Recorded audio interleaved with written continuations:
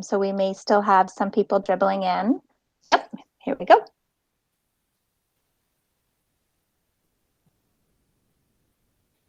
Good morning, everybody. To anyone just joining, I wanted to let you know that the meeting is being recorded.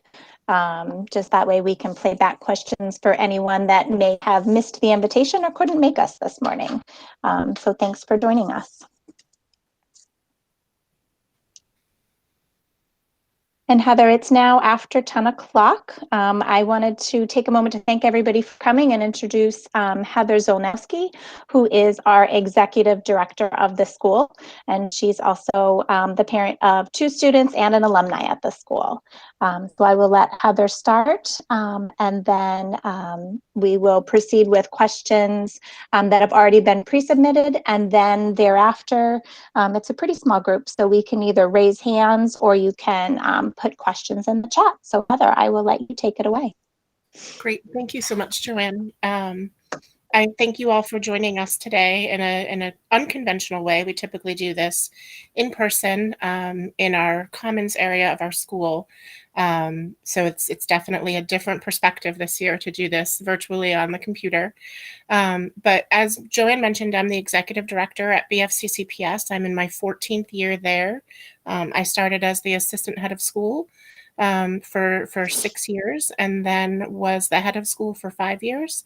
And I am now in my 3rd year as the executive director. When I started at BFCCPS, we were a school of 400 with a cap of 450. And since being there, we have put forth 2 amendments to become a regional charter school and to expand our enrollment from 450 to 900. We are in the process of that expansion plan right now. It started last year when we moved into our new facility at 500 Financial Park. That was a 5-year project, and we are finishing it up this year with the addition of a gym. I know Joanne has shared a pretty extensive enrollment video with you that does tell you the history of our school and breaks down our mission and the 4 pillars that support that mission. So I don't want to reiterate or repeat any of that, but I do know that she has solicited questions. So we'll go ahead and get started with those questions. And after we work through them, as she said, if you guys have any questions for us that we haven't answered, then we can either put them in the chat or do a raised hand process for that. So Joanne, if you want to get us started with our questions. Absolutely. I actually sorted through the questions and I put them into 3 different buckets to start. The first one is kind of the enrollment and lottery procedure. Then there are some general questions, and then we'll move into questions that have been submitted about remote learning, hybrid learning, and the BFCCPS pandemic response. The first question is the total number of kindergarten applications expected this year and how many openings are available. I can actually take that question, which is that we will have 96 spaces available for kindergarten. Someone else had submitted a question that was about, are those spots already pre-filled from siblings? So I'll roll those into one response. We will have 96 spaces available for kindergarten, and that is inclusive of the number of spots available for siblings as well as regional and non-regional applicants. In a typical year, we expect to see, I usually see at least double as many applications as we have seats available. And that seems to be true again this year. So that spot will first pre-seat students that have applied that have sibling status, and then any seats that are available thereafter would be allocated by lottery to, I would have to guess, we'll probably go to regional applicants, and we would not get as far as non-regional because I think we would expand the seats available before we got to non-regional. The next question is how many seats are available for first grade. And at this time, we have 96 students enrolled for kindergarten that we expect would bump up and fill those first grade seats. So at the time of the lottery, we would be assigning waitlist numbers. But for anyone that is here that is looking for a first grade spot, I encourage you to stay optimistic, because even in a traditional year, we see families that move or relocate, or if they have students in two different school systems, they might decide if they had one with us at charter and one at the local public schools, sometimes they might decide they can't manage those logistics. So I encourage you to stay optimistic. The next question is also enrollment related, and it says, I know you won't know how many applications you might receive, but what are the odds of a spot? And this is specifically for upper grades in the 6th, 7th, and 8th area. We definitely have no way to know how many applications we might see for year to year, but I can tell you we do have applicants at all grade levels. On the last couple of years, I would say that we've had a handful of spots become open in the upper grades, but given my general answer to this question is, especially this year, we have no way of knowing what people's plans might be as far as moving and relocation. That really varies from year to year. Heather, would you have anything to append to that answer? No, 7th grade is our year of expansion next year. So we have 90 sixth graders moving up into 7th grade, and 52 8th graders graduating. And right now, we don't have any openings in that 6th grade class that will move up to 7th grade. But as Joanne said, we tend to see movement and find out about that later in the school year or even into the summer. Those positions could open up. The next question was, have we received more or less applications than a traditional year? And we never certify the total number of applicants we have until actually the day of the lottery, because we will continue to see people submit an application literally right up until the 4 p.m. deadline on the last day. But I can say at this time, we already have more applicants for kindergarten at this time right now than we did this time last year. And across the board, we have just under 500 applications across the K-8 pool. The next question is, would there be waitlist adjustments after the lottery if winners opt out? And absolutely. If you receive a waiting list notification at the time of lottery, the folks that are offered a spot would have about a week to decide if they would like to take it or not. And then, oops, I have somebody trying to get in. Hold on one second. There we go. Hello and welcome. We're just running through some Q&As. Welcome. I wanted to let you know that the meeting is being recorded. So if folks that receive the first batch of acceptance letters decide not to take the spot, the spots would be backfilled in the order of the wait list. The next question was, did the school have a preference of separating or keeping twins together? All applicants are considered individually. There are no provisions in the lottery for twins. This does happen every year. We have had twins that both get in by luck at the lottery.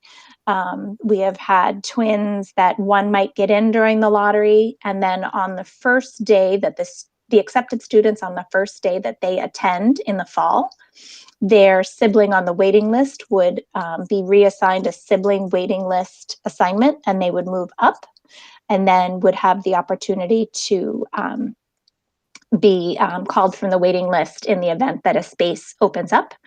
I think I have reunited, I call the phrase reunited twins. I think I have reunited twins maybe 5 or 6 times. I did it just recently a few weeks ago. Last year I did it 3 times. Heather, do you have any other stories to tell of twins or triplets? I have triplets. We had triplets that applied. They are now sophomores in high school, and they applied as kindergartners. One got in, and then the second one got in shortly after the beginning of the school year when they received sibling status.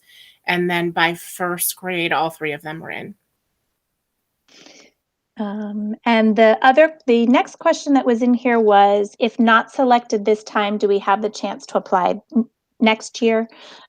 If you apply this year and you receive a waiting list number, your waiting list number will be valid until February of 2022. So you would still have the opportunity to be potentially called from the waiting list anytime during the fall and early winter of next school year. And then, yes, you can always reapply for the following year with the hopes of getting in.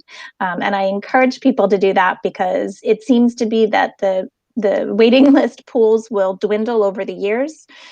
So your chances, you have fewer chances because there are less openings. However, there's fewer people competing for those spots. So I encourage people to stay persistent.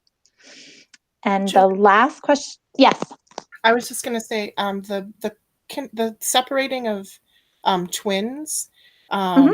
Once both twins are accepted, we often get the question, when we place them in classes, do we have a policy of keeping twins separate in different classes, or do we have a policy keeping them together? And what we typically do, especially in kindergarten or when they're new to us, is have a conversation with the parents. They know their twins best. They know sometimes twins work really well together, and sometimes it's better for them to be separated. So for that first year that they're with us, we don't have a policy. We take, we speak to the parents, we talk to them about what they think would be best for their children. And if we have the ability to separate them, so if they're both accepted at the same time before we've assigned classes, then we will do really whatever the parents recommend at that time. Sometimes, as Joanne mentioned, we have one twin that's accepted at the time of lottery, and then the other one comes off the wait list after our classrooms have been assigned. So at that point, the twin have to go wherever that opening is. And sometimes that's together and sometimes that's separate. And then about halfway through the school year, January, February timeframe, the teacher will start talking to the parents about how their experience has been. And unless we feel really strongly, unless we have specific evidence of how it's academically, socially, or emotionally not in the best interest of the children, then the teacher and the parent will talk about what they think is best, and make a decision together. So we don't have a policy of keeping them together or separating them. It's really just a conversation with the parents on what's best for them. Thank you very much, Heather. I had missed that in the question, so thank you. No problem. The last question in this category was how many students in classes are there for the second grade? And in a traditional year, we would have 96 students per grade split among those second grade classes. And each one of those, Heather, can you confirm at what grade we have a classroom assistant? Sure. So right now we have a dedicated classroom. Well, in a traditional year, we have a dedicated classroom assistant in every classroom K to 2, I'm sorry. And then third and fourth grade, we share a classroom assistant between two classrooms. Heather, would you prefer to see if anyone has any lottery and enrollment questions for this topic before we move on to general questions, or should we run through all submitted questions and then come back? No, I think that would be good if anybody has any other questions on enrollment. Does anyone have a question related specifically to enrollment or application process or lottery that I can answer at this time? Hi, this is Nimit. Quick question on regional versus non-regional. Did you say in the lottery, is that regional gets first preference over non-regional, or is it same lottery system for both? Sure. The first preference will be siblings of currently attended students. The next lottery preference will be applicants from within our region, followed by applicants who live outside of the region but still within the state of Massachusetts. Oh, okay. Perfect. Thank you. And if you need me to provide those regional towns, I can send you an email. Where do you live, Mr. Shaw? Yep. Great. And I saw somebody else had a hand raised. Melissa, you can go ahead.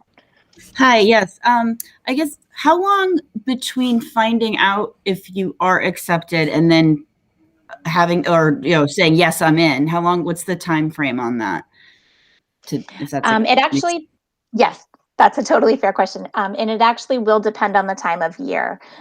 When we issue the first round of acceptances and through the summer until probably early August, you would have a week. Once we get down to August, the time on that does reduce, just with the hopes that we have everybody seated and in place for the first day of school. And if we get into the after Christmas period and we have someone that has said, we've moved over the Christmas break, or for whatever reason, for example, if they are trying to juggle logistics of one kid in one district and one kid in another, I call it kind of a game of chicken. That sometimes parents will say, I can't juggle the logistics of two districts. And then someone from the waiting list is really happy to join in. After the winter break, those periods can get condensed because we need to make sure that we have all of our seats filled from the waiting list by February 15th. So if I have any really late breaking news, you might get an even more condensed timeline. But for the majority of the year, it's a week. Does anyone else have any enrollment or lottery-based questions? Kate, you can go ahead.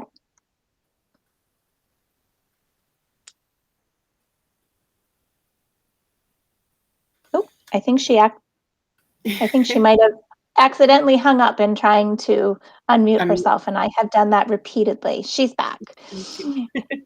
Hi, Kate. I think you had a question. You're welcome to go ahead. I hung up instead of unmuting myself. Sorry. It's okay. Technology, you have to love. Are you finding there's a lot more applicants this year, or about the same? I know that there's a lot of changes in everybody's lives right now, and I guess I'm wondering how nervous should I be, or how much should I want this versus other normal years? What grade are you applying for? So I actually applied for all three of my children, so kindergarten, third, and fifth. I would say we have a slightly, not significantly, but slightly higher amount of applicants for kindergarten, and we have slightly lower applicants at some of the older grades. So I think overall there's not really a net change for you as far as likelihood at this point. And because 2020 and 2021 seem to be throwing everything off base, I have really no way to predict how applications might go over the next few weeks. And I also really don't necessarily have a great idea as far as favorability of people accepting or declining offers. So I'm going to encourage you to stay optimistic, which those have definitely been our catchwords at Charter this year is patience and flexibility and looking for optimism. So I will wish your family the best of luck. Okay, thank you. That was very helpful. Thank you. No problem. Does anyone else have a lottery or enrollment question? If not, we can move on to some of the other topics. Okay, Heather, I'm going to send these ones to you. I'll serve you the question and then you can be the answer. The first two questions are both about before and after school programs. So the first is wondering if we have them, and the other one is what other programs we might affiliate with outside of our school. Okay. I am going to do my best to answer these questions in what a typical year looks like at BFCCPS, and then a little bit about kind of what this year has been. So in a typical year, we do have a before school program that starts at 7:30. In a typical year, our middle school, 6th, 7th, and 8th grade begins arrival at 8 o'clock and homeroom between 8:15 and 8:20, depending on the grade. And then our K-5 arrival begins at 8:45, and their homeroom begins at 9 o'clock. So we do offer a before school program that starts at 7:30, and then we end the day at 3 o'clock for everybody. So all K-8 ends at 3 o'clock. And last year was our first year where we were able to offer an after school program at the school. And so we had an after school program that ran from 3 o'clock until 6 o'clock. And that was, I believe, K-8 we offered that for. We did have our 6th, 7th, and 8th graders separated for a homework club and homework support. We do also offer after-school clubs. Those are sometimes created and organized by parents. So we had a Girls Who Code program. We also had a math program that was run as a fundraiser for our 7th grade trip to Quebec. And so there's programs that are run by parents. We've had chess club before that has been run by parents. And then we also have our teachers who sometimes run after school clubs. And that's all organized by our assistant head of school. There's a sign up process and procedure for that. And we've offered things like art club. We've offered our French teacher, Madame Canning, our elementary school French teacher, offers some incredible French clubs or game clubs after school for our younger students, and often invites our alumni back to help out with those classes. So there's those opportunities. This year, we could not offer a before school care or an after school program because of cohort mixing. So we really couldn't bring those students in when they're in our before school and after school program. The grades are together, the classrooms are together, and because of the contact tracing and cohort guidelines, it was not feasible for us to run them. But we are hoping, with our fingers crossed, that next year's school year will look different than the end of last year and this year has been, and that we will be able to offer those programs. But it will depend on the guidance and recommendations from the Department of Public Health and our and the Department of Education. Thank you, Heather. The next question is, what are the specials for kindergarten? Sure. And then the follow-up question to that is, how often do you have French, music, and art each week? My guess is those answers will be probably similar to each other, so I'll let you talk to those specialist questions. Sure. So our K-4 students participate in music, French, art, library technology, and PE twice a week. So they have PE twice a week and those other specials once a week. And then our 5th graders add in Latin and a second French every week. Our 6th graders add in so they have 2 Latin classes, 3 French classes, 2 PE classes, and then art, music, and library technology.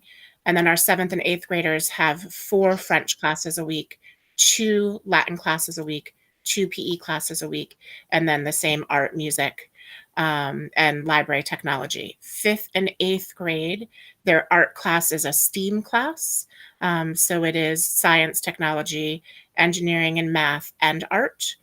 So that's taught in our makerspace by our STEAM teacher. And then kindergarten, 1st grade, 2nd grade, 3rd grade, 4th grade, and 8th grade, 6th grade and 8th grade are traditional art classes taught by our art teacher, Mrs. Sunday. Thank you very much. The next question asks about the possibility of Spanish classes. Sure. We have offered Spanish as an enrichment block class for our students, 6th, 7th, and 8th grade. Choose an enrichment block class that they have each trimester, 7th and 8th grade. Offered Spanish as a enrichment block class. We've offered Spanish as an after-school club. And each year we take a look at the curriculum that we're offering, look at the curriculum maps that we have, and determine if there are any changes we want to make in our curriculum. And French has really become part our school culture. We in 6th grade, our students are assigned pen pals in Quebec. They communicate with them in 6th and 7th grade. And then when we're able to travel to Quebec, we go and we meet our pen pals. So that's been a really great experience. And then in 8th grade, for the last couple of years, those pen pals have actually come to Massachusetts and have done some touring in Boston, and then have come out to the school to meet in our school. So that's been a really interesting change for our students to be able to welcome their pen pals to our school. And we have a French week every year where we celebrate the French culture, language, and geography, different countries around the world that speak French.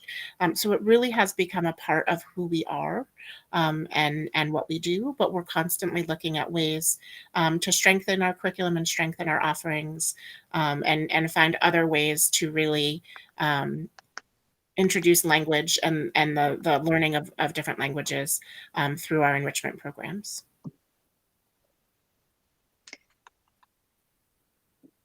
I wasn't sure if I was on mute or not. Follow-up questions on the topics of enrichment type classes are how much STEM are students exposed to and how much work is hands-on? Sure. So STEM activities are done throughout their regular classes. So through their science instruction in their classroom, there are STEM objectives and standards that they reach and that they teach through that curriculum.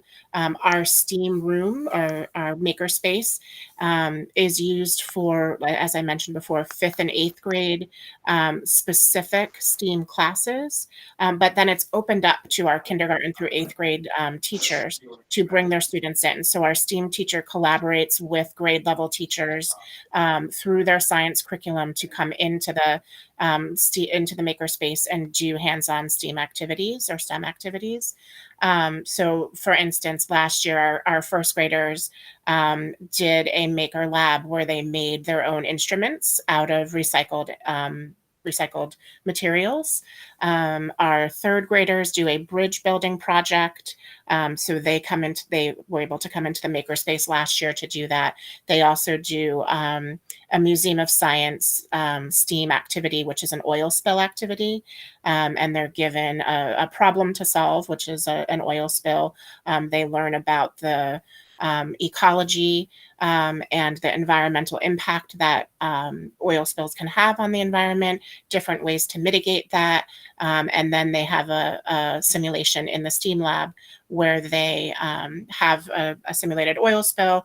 They have materials that they can purchase. They have a budget, and they have to determine the best way to use their budget to try to mitigate any damage and clean up the oil spill that's occurred. So that is something that our STEAM teacher and our 3rd grade science teachers collaborate on, and the students go into the makerspace to do that. In 6th, 7th, and 8th grade, we have, which is a wonderful aspect of our new building, we have incredible sized science labs. And so there is a lot of hands-on activities.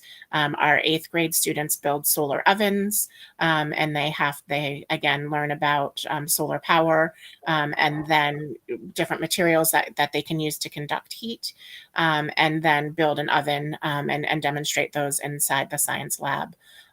So they definitely have opportunities to do hands-on projects. And then we look for opportunities for students to engage with our curriculum throughout kindergarten through 8th grade and across all content areas.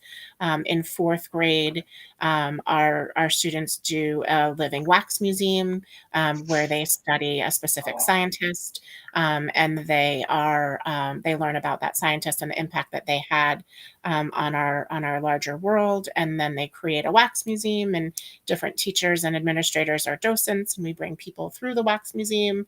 Our 5th graders do a geography fair. We fair every year. We do a science fair for 5th, 6th, 7th, and 8th grade, where they are either doing the scientific method to run an experiment, or they're doing the design build project where they are trying to address a problem, and they build a prototype of something to address that problem.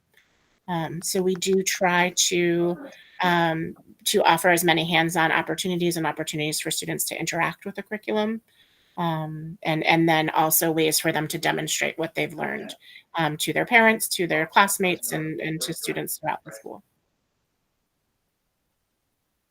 Thank you, Heather. The next question was how much time students are connected to nature. Sure. So in our new building, we do have a beautiful campus that we are taking as much time. I'm sorry. That we do spend as much time as we can outside, and exploring that campus. This year has given us even more of an opportunity to try and get our students outside. And we did at the beginning of the year through November have tents set up outside so teachers could take classes outside for mask breaks, but also our first grade teachers would go outside and do a reading circle outside, and give students an opportunity to kind of get out of the classroom, be in a different environment, but still be able to cover some of their curriculum while they're out there.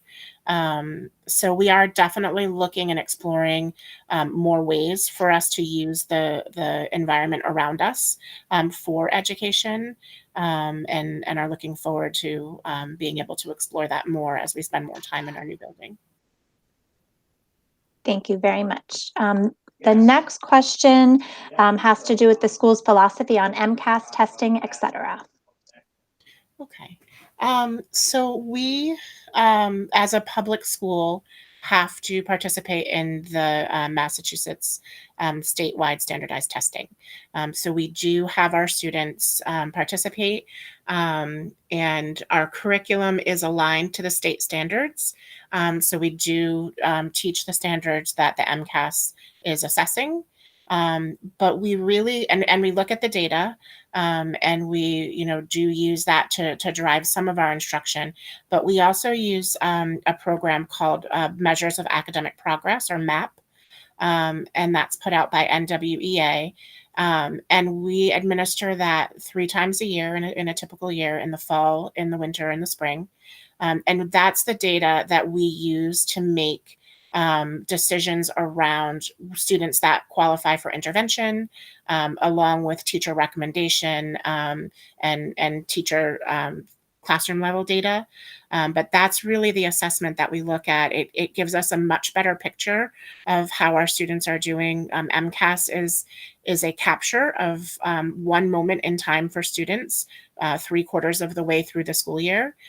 So we don't disregard the data. We look at it. We do look at trends over years to see if there's any holes in our curriculum, if there's any things that that our students are consistently missing year on year. But really to make grade level and student level decisions on intervention, on reteaching of material. It really is that the MAP assessments and our internal curricular based assessments that we use to make those decisions, and to drive our larger curricular changes. Thank you, Heather. A related question is, will there be kindergarten assessments? Sure. So we do a program called Kindergarten Screening, which you'll find, I think, in most public schools, private schools, traditional district schools, and that just gives us an understanding of where our kindergarten students are, of their readiness, of different aspects of their learning and development. So there is an academic portion of that. There's a physical portion of that, and our occupational therapist runs that section, and then a speech language. And it's pretty quick. I think it takes about a half an hour to move through all three assessments.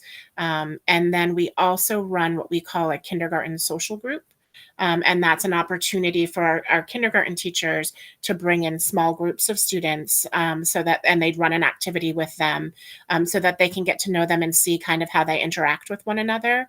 And we use that information to help inform our classroom placements and to be able to just to kind of get to know the kids a little bit beforehand. We did run in-person kindergarten screening this year. It was a little bit different. We had to run it in a little bit more of a controlled environment, and it took much longer to schedule them because we only scheduled 2 students at a time. We can typically schedule 4 at a time. But again, it gives us an opportunity to just spend a little time with the kindergartners, to get to know them a little bit, and to interact with them. And then before school started this year, after students were placed with teachers, we broke the classroom in half, and we did a social just like a social meeting where the teacher read a story.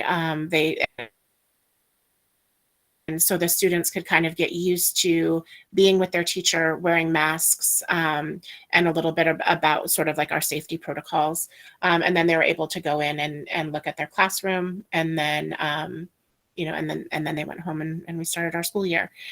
So we do try to get them into the building for some sort of open house or some sort of activity where they can see the building and see their classroom before coming in for the first time.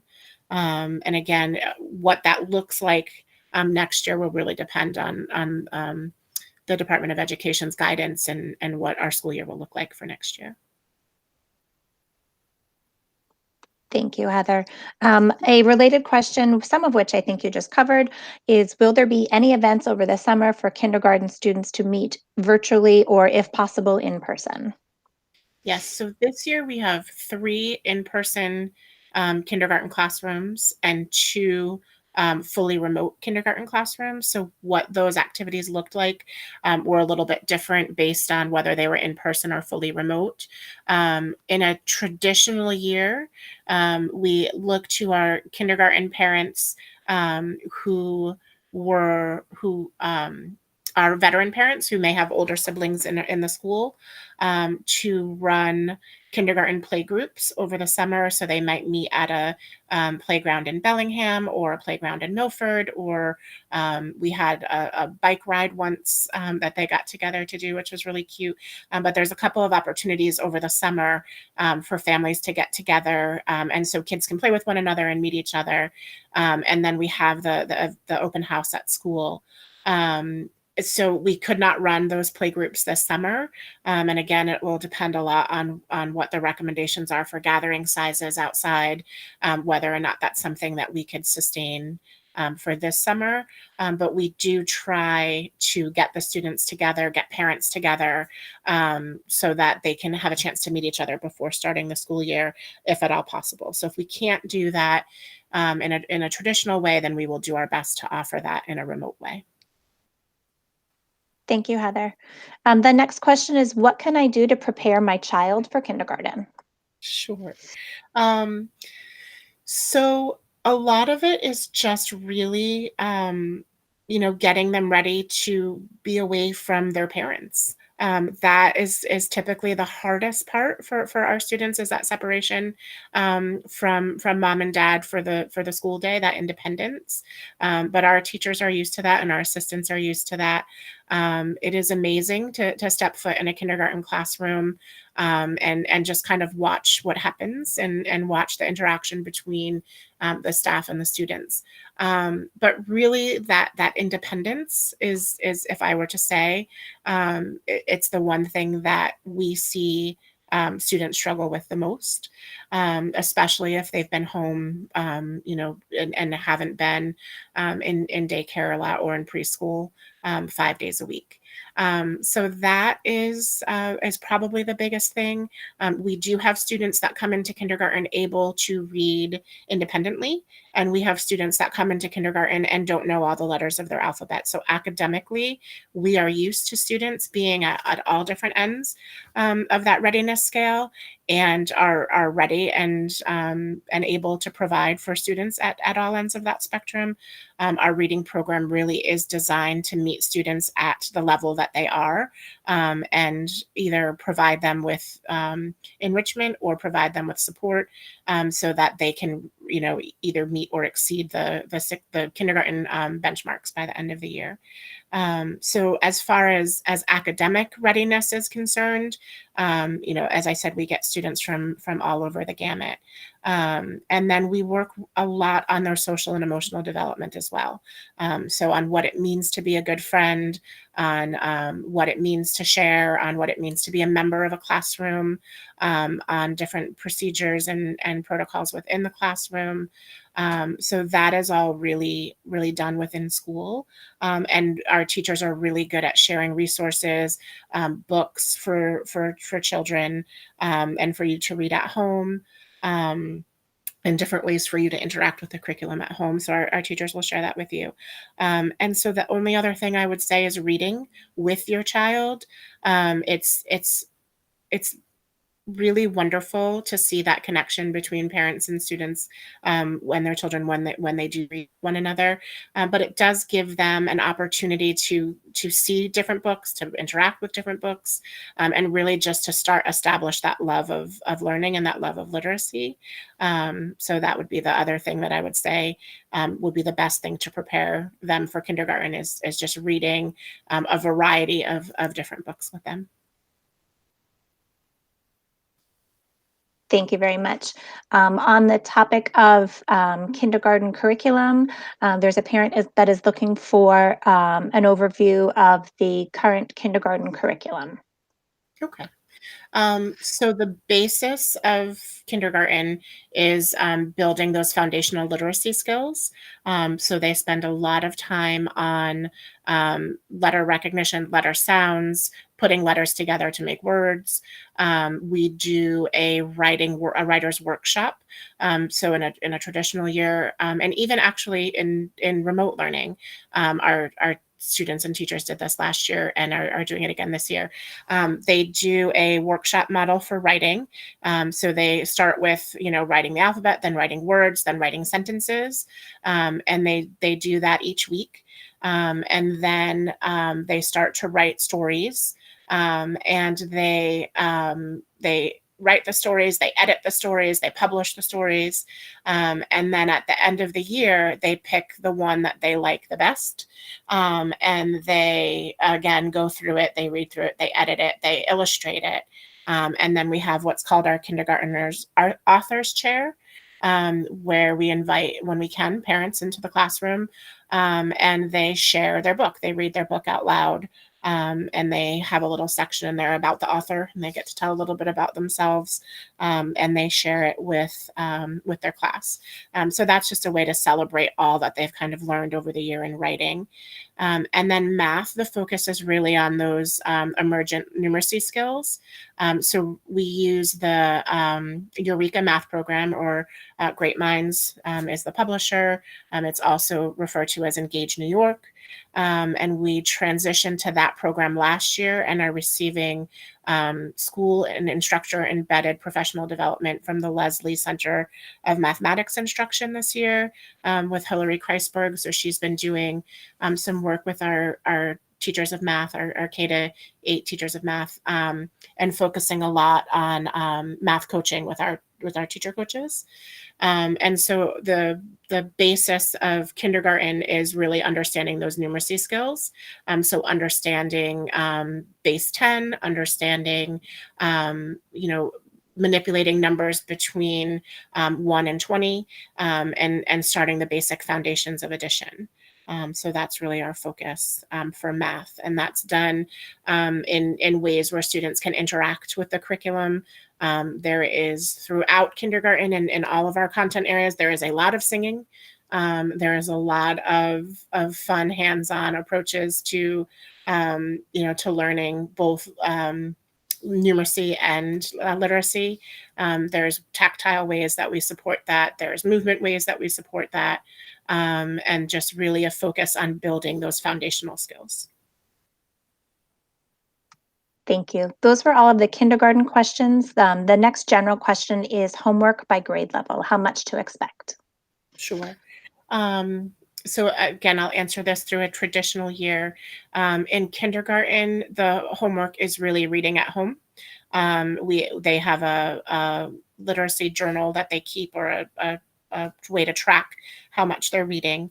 And so that's really our focus in kindergarten is again, building that love of literature and that love of literacy, and just exposing them to as much of it as we possibly can. First grade, they do start with written homework. And it's traditionally something with either spelling, writing, or reading, and then something math related. And so that it typically takes about 20 minutes for them. And then there is reading, again, either with a parent or independently. And then math facts practice. We look for them to start practicing their math facts starting in first grade. Excuse me. And then second, third grade, again, it's typically math and spelling, reading or writing, grammar homework, and it's about a half an hour's worth of homework in second and third grade. Fourth and fifth grade, we can add in at sometimes science or social studies homework. They are often, there may be a long-term project that they're working on. As I mentioned, the Wax Museum in fourth grade.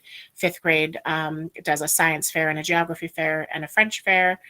So they may have some long-term projects that they're learning on. And a lot of that is supported in school, especially with the organization and timeline management, to really build some independence of that towards sixth, seventh, and eighth grade in working through those long-term projects. So we're looking at probably between a half an hour and 45 minutes of homework, third, fourth, and fifth grade. Independent of those projects may add a little bit more time. And then again, we're asking them to read and practice math facts. And then sixth, seventh, and eighth grade, it varies. But we're looking probably at about 25 minutes per content area. So it may be roughly an hour and a half of homework, anywhere between an hour and a half of homework. But that includes that long-term project prep. That could include studying for tests and quizzes, reviewing classroom notes. It's not always an hour and a half of written homework. They do a lot of preparation for high school and getting ready to be those independent learners and really learning to advocate for themselves. So there's a lot of reviewing of notes. There's a lot of preparing for class for the next day as part of their homework. So it's not necessarily an hour to an hour and a half of written homework, but really preparing. Is this an hour? It could be. It definitely varies. There was a question in the comment.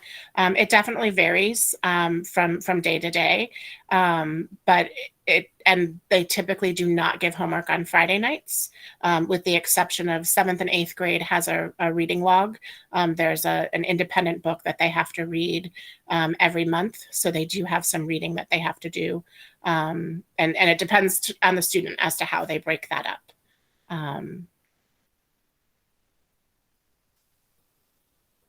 The next question was about available transportation. So I'm sorry, I was just looking, there it is. I was just looking for my water bottle. So we have, as a Franklin-based charter school, so as a charter school that is housed in Franklin, our students who live in Franklin are eligible for transportation through the Franklin public schools. So the transportation is based on their transportation policy and is offered through their department. We do have a transportation coordinator that helps with that. We do make sure that parents are aware of when the sign-up process is for the Franklin Public Schools for their transportation. And we do, work with parents to make sure that they know what that process is. But they set the rules. So whatever distance you live from the school is not determined by us. It's determined by the Franklin Public Schools. But it is offered in conjunction with their transportation policies. And then we offer a regional transportation, which is not a door-to-door service. It's a neighborhood service. So we look at where our students are residing in our regional towns. And we typically send out a survey for anybody who's interested in regional transportation. And then we build our bus stops and our bus routes based on that data. So we are able to offer transportation to anybody living within our region. But again, that is not a door-to-door service. It's typically a drop off and a pickup point where it is in the vicinity of multiple people's homes. I'm going to take the next question for you so you can take a sip of that water. The next question was if parents have the opportunity to volunteer for out of school and enrichment activities. And I can say, yes, absolutely. We have had in the past parents that have run a math after school club. Last year, we had a parent that offered a newspaper for elementary school students to write a school newspaper. We have had parents that have come and run, oh my goodness, I couldn't even begin to name them. If I haven't already said chess club. We've had parents come help with a running club. But as a parent who then became an employee, I can say that your ability to volunteer also includes if you would like to come and help at lunch duty, if you would like to come and shelve books in the library. We also have the Parent Community Organization, which is like a PTO in other schools. I served as the yearbook coordinator for a number of years, then joined that board. My husband has served on the board of trustees, which is, I always liken that to almost like a school committee. Yes, Mrs. Lakin says banking. We have student banking that parents come and volunteer. There are no requirements for folks to come and volunteer, but there are plenty of opportunities. And it has been the way that I've met most of my adult friends in this town. So it's been my great pleasure and privilege to volunteer at the school. Heather, is there anything you would like to add to that? No, that was perfect. Thank you. The last question in this category is, why should I consider sending my child to your school instead of a private school? That's really a parent-based decision. But what I think what our school can offer is an academic, social, and emotional opportunity for students that is grounded in the mission of our school, which is to support parents as the primary educator of their children, and to make sure that students have opportunities for community service, for character education, and to provide a classical education that is rigorous and also attainable for all students. So I really think that the other benefit to our school is that they are attending school with students that are from the same towns that they are in. So it is an opportunity for them to attend a different type of public school, but also to attend with students that are in the same them. So if they are considering going to their town's public high school when they leave us in 8th grade, there is more of an opportunity for them to be with students that they have learned with over their K-8 experience. We do a really good job of preparing students for high school. And I do think it's a great opportunity for parents to be able to interact with the school community, to be part of the school community. Parent engagement and volunteer opportunities are really a cornerstone of who we are.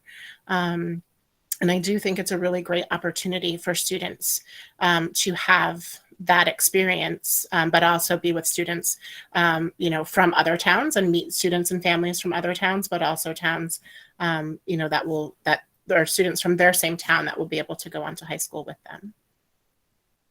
Joanne, there was a question that said, can I get an existing year class plan for kindergarten? So yes. I've never done this before, but I'm actually going to put a link in the chat and hopefully it will work. And that is on our website under classical education. Our website is broken out by our pillars. under classical education, there is a link to all of our curriculum maps. So you can see the content area and standards that are covered in everything from literacy to art to music to French. You can see what all of the content area is there. We're broken down by grade level. Thank you, Heather. That concludes the questions for that topic of just general questions about this year. There were a few questions about our remote learning, hybrid learning, and pandemic response. But if there are any other general logistic or curricular questions that you guys wanted to ask, please raise your hand in the comments and I can call on you.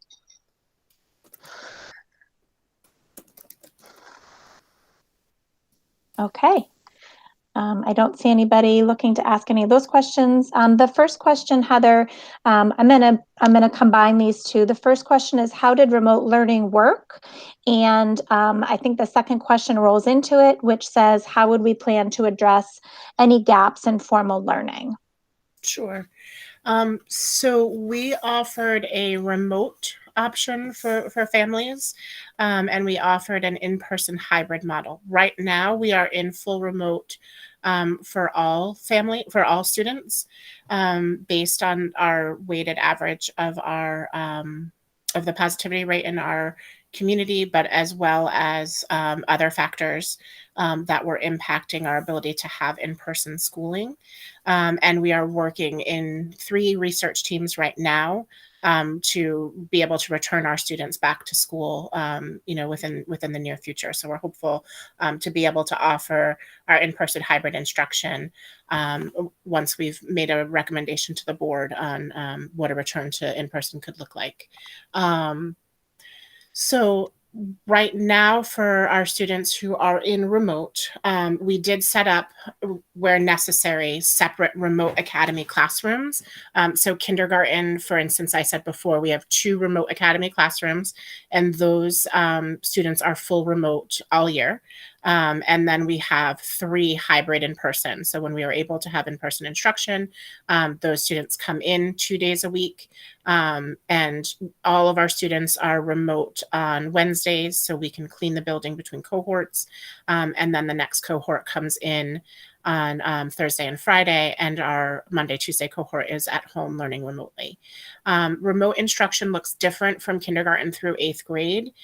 In kindergarten through 5th grade, we developed a model of small group instruction, which really does mirror what we do in school. So we do, as much as possible, break the students up into small groups. So we'll do like a whole class math lesson, and then break the students up into small groups where the classroom teacher and the classroom assistant are moving through the classroom to review the concept with students at their readiness level and be able to provide enrichment or intervention depending on how students are doing with that class material. So we've tried to mirror that instruction with a combination of synchronous and asynchronous instruction for our remote learners. So I live the 2nd grade remote on a daily basis, so I can give you that from a parent and an administrator's perspective. But my 2nd grader will start with a 25-minute morning meeting with her whole class. They'll go into a whole class math instruction, and then they do some independent work while the classroom teacher and the classroom assistant are meeting with a small group. And during that small group, it's typically about 50 minutes, and they do math instruction and reading instruction at that time. So they do some small group work with them. And then, so the teachers are meeting with students in small groups while the other students are working independently. We use a program called Seesaw in kindergarten through 2nd grade, and we use Google Classroom 3rd through 8th grade as a way to manage the content and the materials that students are using.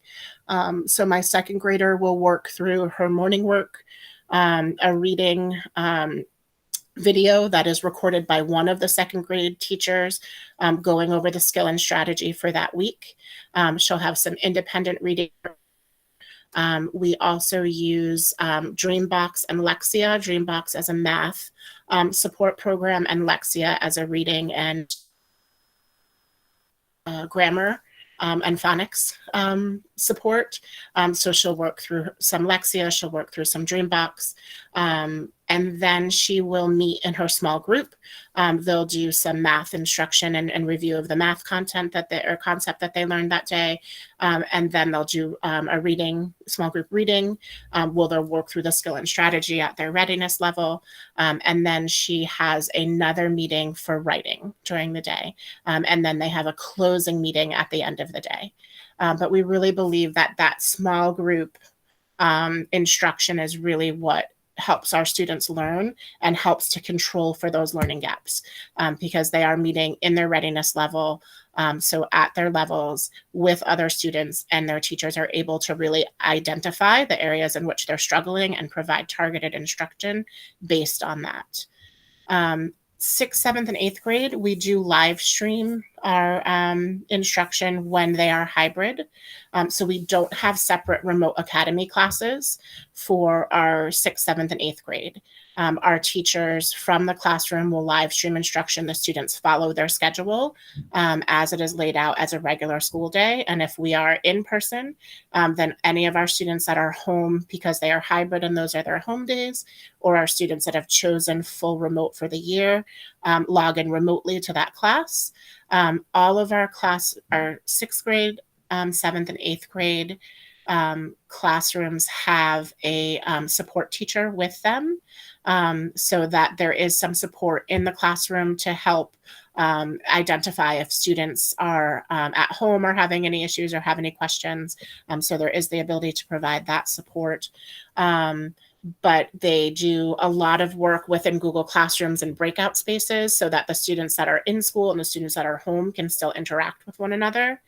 And they follow their daily schedule. So that instruction, if they are home, everybody logs in remotely. If we are able to be hybrid in person, the students that are in person are in the classroom, and anybody who's home logs into the live stream for that classroom. Thank you so much, Heather. I just wanted to say, I touched a little bit on learning gaps in our small group instruction. We do use our MAP assessment. We offer intervention services kindergarten through 8th grade. So we do use our MAP assessment to identify areas where students are struggling. And we have an RTI, a response to intervention process that we follow.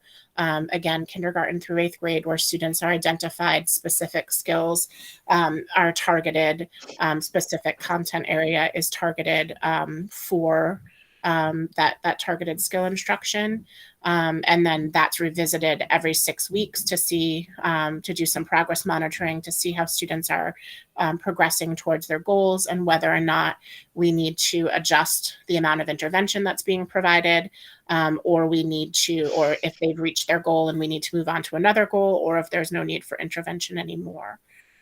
We do plan, we're working right now with our director of curriculum and instruction, our head of school and our assistant head of school and myself are looking at how we can use our spring MAP data and the summer time to be able to bring students in and offer, again, some of that targeted skill instruction to help close any gaps that, or at least start to address any gaps that may have occurred through, a year and a half of students living through a global pandemic. And this way we can try to use some of that summertime to address that and have a really strong idea once our students take the fall MAP next year of what that targeted intervention will look like for students. Thank you very much. The next question, and actually the last pre-provided question, was about possible plans for full-time in-person school in the fall and what our plans are. So we will follow the guidance of the Department of Education. We do have, as charter leaders and superintendents have a meeting every 2 weeks with the Commissioner of Education. This question has come up numerous times on whether or not we are going to be required to offer a remote option next year, what school is going to look like, what our requirements are going to be for next year, and we have no guidance at this point. He continues to tell us he does not have a crystal ball and cannot foresee what will happen in the future. So we are hopeful that over the next couple of weeks and the next month or two, that we will have better guidance on what school will look like and what the requirements are. I do know that that they are committed to having students in school in person as much as possible now. So I do think that we will see, we will see a growing trend to have full in-person school next year, but not knowing what the pandemic is going to look like, what vaccination schedules are going to look like, what requirements from DESE are going to be, it is really difficult to answer that question right now. Okay, that concludes all the questions that were provided in advance. If anyone wants to add on any additional questions, I'll just ask that you raise your hand, and then I'll call on you and either Heather or I can respond.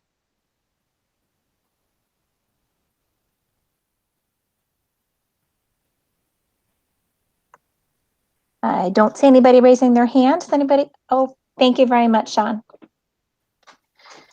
Okay, well, thank you very much. I know that you all have my email because I have flooded your inbox with newsletters.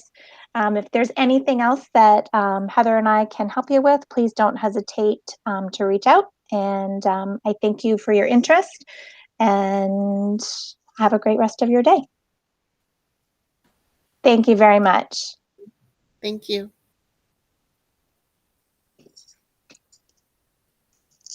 Thank you, no problem. Have a great day. Bye, ladies. Thank you.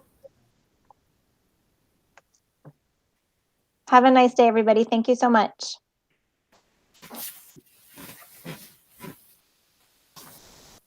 Hi, Maddie. Hi, How you doing? that got me. Should we stop recording? Yes. Why are you recording?